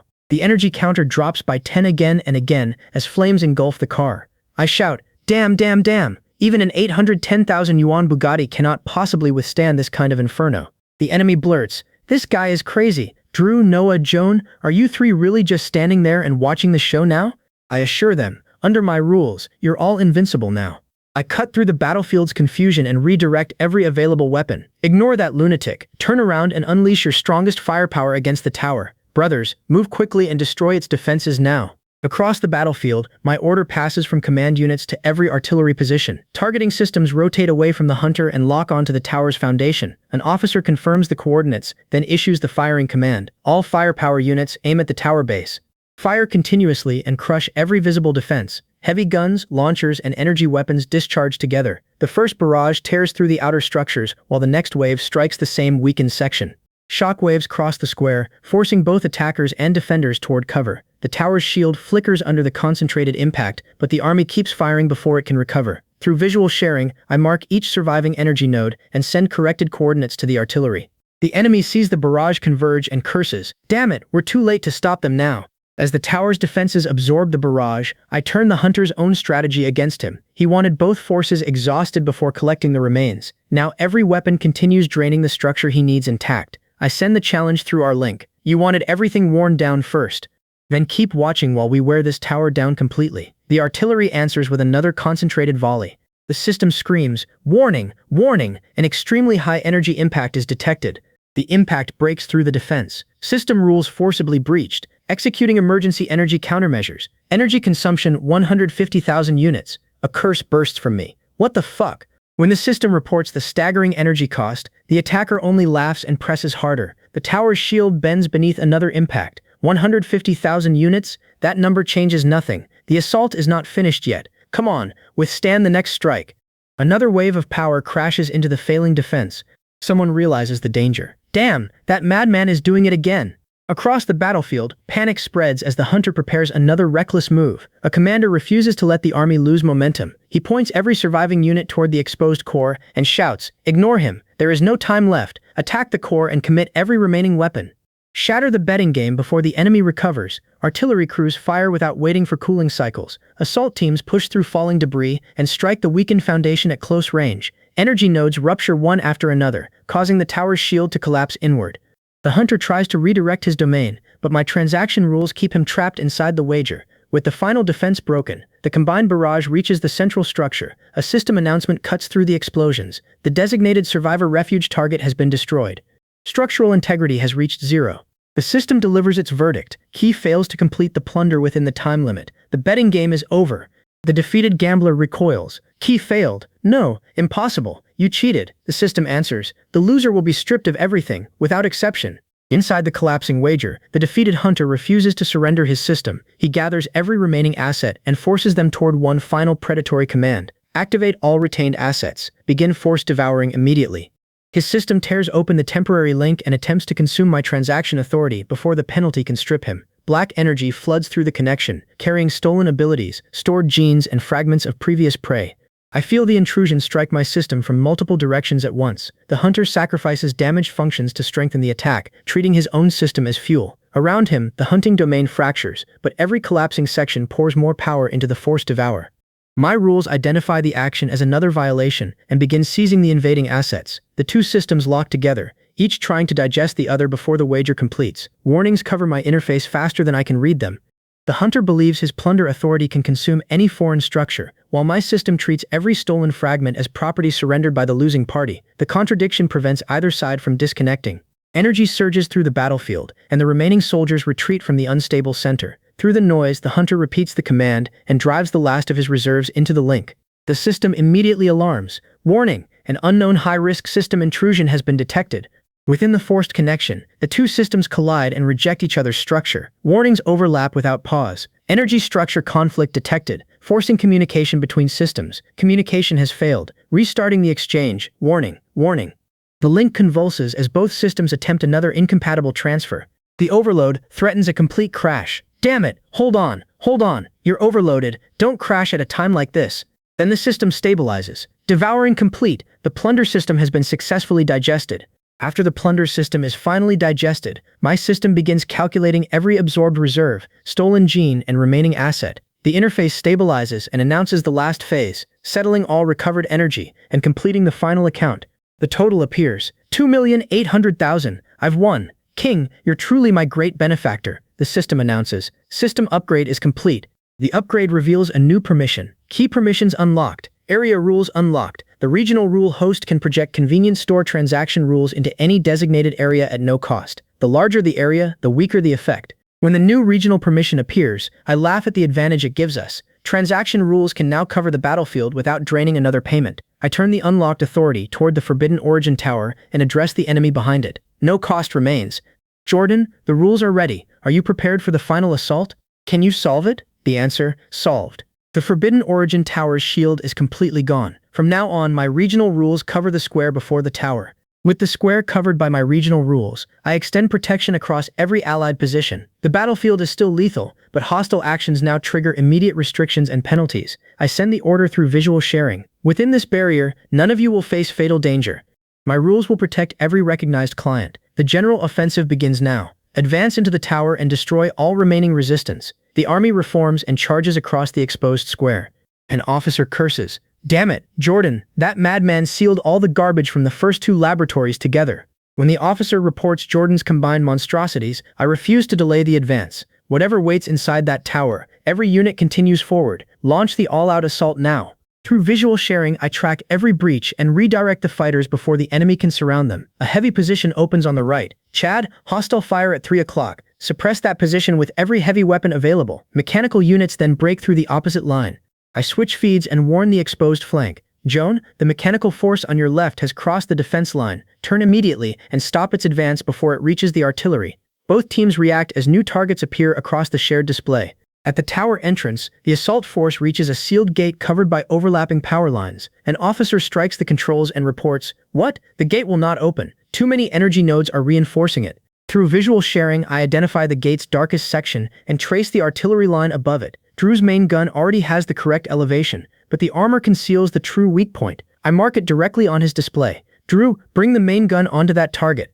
Aim at 12 o'clock, directly above the tower gate. The darkest gray section is the weakest energy layer. Hit that exact point and blast it open. Drew's crew rotates the weapon, while infantry clears the firing lane. I send the final order across every channel. All units, prepare for close battle. Clear the path and give Drew an unobstructed shot. After Drew's shot fractures the entrance, I search for a route around the remaining defenses. Visual sharing reveals one unstable node along the left passage. I mark it for the next team. Turn left immediately. Joel, the energy node in that corridor is the weakest remaining point. Hold the route while the demolition team advances. The specialists reach the damaged terminal and prepare their charges. I confirm the target. Demolition team, crack that terminal and disable the locks before the node restores power. The final gate shakes while assault teams secure the corridor. Demolition charges tear through the terminal, and its locking sequence begins failing across my display. I call the last unit forward before the damaged system can recover. Final watchdog, take position beside the mechanism and prepare for contact. The locks are down. Open that door now. The unit reaches the gate under covering fire. two fighters wrench the damaged panels apart while another forces the release lever downward. Metal buckles, leaving a narrow opening. Weapons rise behind them as the assault formation compresses around the entrance. With one final push, the gate slides open and reveals the tower's interior. Beyond the open gate, a waiting voice spreads through the tower's interior. Lights ignite across unfamiliar machinery, revealing the defenders and their transformed domain. The unseen host addresses the entire assault force. Soldiers, clients, and invaders, welcome to the new world prepared inside this tower. The defenders answer with an immediate death threat. New world, I'll send you straight to meet the King of Hell this very instant. Inside the tower, the enemy studies the assault force's violent answer. Their anger draws a contemptuous smile from him. Spreading one hand toward the attackers, he declares, "Look closely at the recklessness, fury, and inborn defects of the old humans. Even here, their flaws follow them into the new world." Power rolls through the tower as the enemy spreads his arms. Laughing over the shaken fighters, he proclaims, "This new world has only one God, and that God stands before you." Then someone spots what he is doing. He's extracting the power of that flower. Across the battlefield, the furious fighters surge forward. One commander points directly toward the enemy and flower. "Do not let either one survive. Tear him apart, then rip that broken flower to shreds." Near the tower, the enemy sneers as stolen energy gathers around the approaching fighter. He raises one hand toward the power source and mocks. A reckless reptile thinks extracting energy grants control. Wherever energy flows, a master switch exists. That switch still belongs to its true master. Near the tower, the searchers finally locate Hugo. An engineer moves quickly to distract the enemy. Hugo is there. Engineer, draw his attention now. Spotting their maneuver, the target snarls, "You dare!" The enemy's defenses split for a single moment. I mark the exposed point and throw the command across our channel. "Drew, Noah, Joan, strike together. Kill him before he recovers." Drew fires first. Noah's shot follows through the same opening, and Joan attacks from the opposite side. Their combined force converges before the enemy can rebuild his guard. Across the battlefield, the combined attack finally lands. A fighter raises his weapon and shouts, "The deadlock is broken. It is finally over." Inside the tower, the enemy staggers beneath the decisive blow but remains standing. His laughter smothers the fighter's celebration. Pressing one hand against the wound, he snarls, "Over? You understand nothing. This battle is only the beginning." He throws back his head and laughs as fresh power gathers behind him. His laughter draws an angry demand. "What the hell are you laughing at?" He keeps laughing. "I'm laughing at you." The enemy turns his contempt on everyone. "You remnants of the old world, do you really think you've won?" His voice breaks into crazed laughter. The lower realm is truly pathetic. The reason for his struggle becomes clear. He is burning his own life as fuel to stop the enemy. The enemy remains unmoved. "It's useless. You still don't understand anything." Then he reveals his true purpose. "I'm not trying to destroy the world. I'm saving it." Disbelief erupts around him. "You call a city full of zombies salvation?" He scoffs. "Zombies? No, they are all my creations. Especially you, Joan. You are my most perfect creation. I selected the strongest template from the apocalypse's gene pool." His revelation continues. "You should have become the Eve of the new world. Unfortunately, I gave you perfect evolution but forgot to cleanse those pathetic human flaws." His accusation falls directly on Joan. "You actually betrayed your own creator." Before the tower, the enemy turns upon everyone else. His accusation carries across the ruined battlefield. "You fools remain blinded by your precious rules. The convenience store and its controlling system are the true virus infecting this world." Before the tower, changing light surrounds the enemy and answers every gesture. He faces the exhausted survivors like a judge delivering sentence. Every remnant of the old world requires cleansing. Every flawed life must submit to purification. The final purifier stands before you. Energy tightens around his body while the flower pulses behind him. The declaration chills the remaining fighters, but their weapons stay raised. He steps toward them with absolute confidence, convinced that the coming transformation has already decided the battle. Another violent pulse erupts from the flower inside the tower. The enemy raises both hands, and stolen energy races outward before the fighters can respond. He roars, "The new world has arrived. Begin global ecological replacement." Light tears through the remaining defenses and floods the battlefield. The horizon disappears behind the expanding transformation. Soldiers stagger as the air buckles around them. Weapons fail, barriers distort, and the spreading force reaches far beyond the tower. His triumphant cry stretches into a scream, while the old landscape begins changing beneath the wave. Hostile energy floods the battlefield, yet its pressure thins as the affected territory expands. The flaw becomes clear. The blood rules are sacrificing strength for reach. I open every surviving channel. The blood rules cover too much ground. Their force is diluted across the entire area. Drew, Noah, Joan, and the hostile group can still break free. Cracks race across the tower barrier while scattered squads struggle beneath the weakening restraint. The convenience store remains visible in the distance, protected by a golden shield. I mark it as the only viable refuge. Everyone listen carefully. The barrier around the tower is failing. Turn toward the convenience store and locate the golden cover. Gather every soldier nearby who can still move. Carry the wounded, abandon the equipment, and break through together. Do not stop to fight. Rush straight toward that shield. Officers repeat the order through the broken ranks. Survivors pull one another upright, form around their wounded, and begin moving toward the golden light. Across the ruined battlefield, officers relay my escape route through the scattered ranks. A commander points his weapon toward the distant golden shield and orders, "Everyone, break away from the tower. Move at full speed toward that light. Carry the wounded, stay together, and do not look back."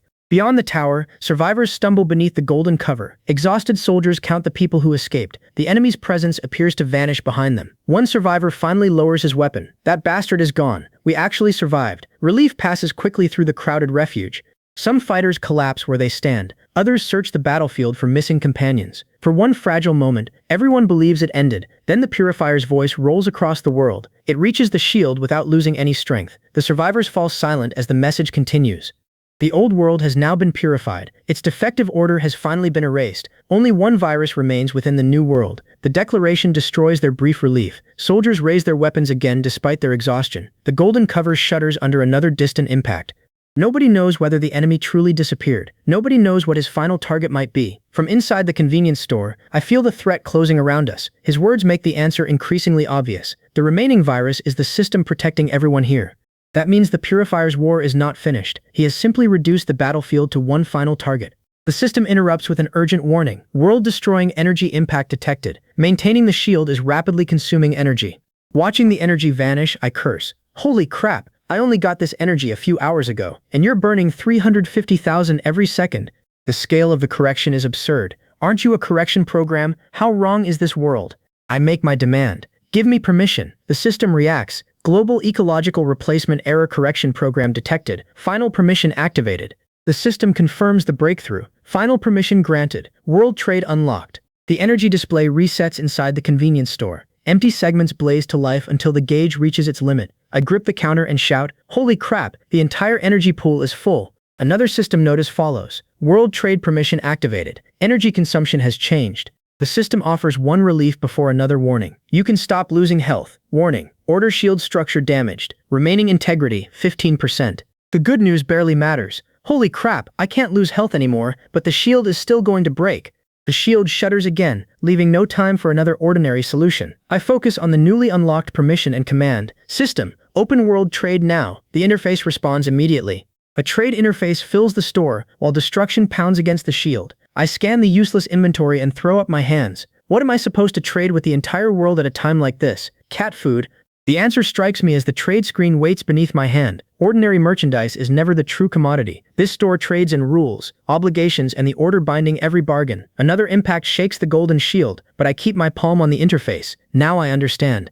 My true commodity is order, and this store holds a new world order. The symbols flare beneath my fingers. New transaction fields spread across the screen, reaching beyond any single customer.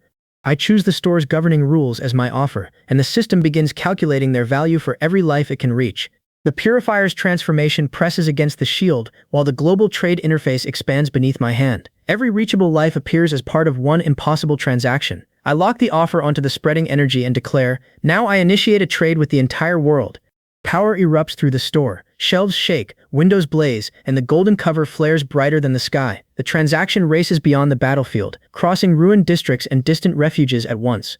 Pain climbs through my arm as the system demands more energy, but I keep my palm against the interface. No region remains outside the growing exchange. The Purifier's rules collide with the store's order and begin entering the trade as hostile goods. I force the command forward through another violent surge. A deafening pulse answers from every connected territory. The entire world accepts the transaction. The interface accepts my command as power floods every connection. A calm system voice announces, "Global trade established successfully. All connected rules are synchronizing, reshaping the world order now." The Purifier screams as his plan collapses. "No! My evolution! My new world!" The completed transaction settles through the convenience store and reaches the tower. The Purifier's transformation slips beyond his control. Stolen energy tears away from the flower, and fractures spread across the power surrounding him.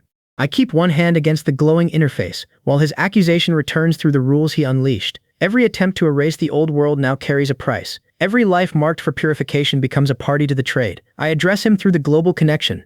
You named this system the order virus. You claimed its rules infected your perfect world, but your purification consumes everything it touches. You are the virus destroying this world. The judgment crosses every territory reached by his energy. His own rules recognize the contradiction and reverse against their creator. Waves of power retreat from the battlefield. The tower shakes as the false new world fractures around him. Survivors beneath the golden cover raise their heads when the crushing pressure finally weakens.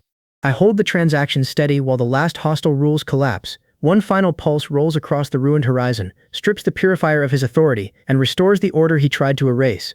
With the crisis over, I laugh. Today is peaceful too. One quiet breath passes inside the convenience store before noise erupts near the entrance. Several rookies crowd through the doorway, ignore every boundary, and nearly overturn a display. My patience vanishes. I plant both hands on the counter and glare at them. This is supposed to be peace? These rookies are practically stomping all over my face. The group freezes under my stare, but another customer is already approaching behind them. The door opens once more as the next customer steps inside. I push aside my irritation, straighten behind the counter, and return to business. Offering the newcomer a steady nod, I say, "Hello, welcome inside."